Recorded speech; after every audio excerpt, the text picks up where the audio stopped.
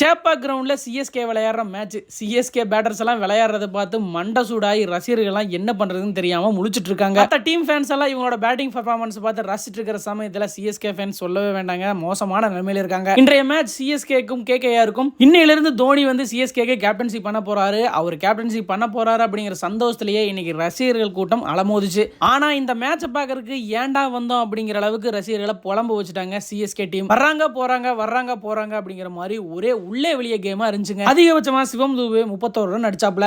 மத்தவங்க எல்லாம் எந்த அளவுக்கு பர்ஃபார்ம் பண்ணிருக்காங்க அப்படிங்கறத இவங்களோட ரியாக்ஷன் எல்லாம் பார்க்கும்போது உங்களுக்கே தெரியுங்க.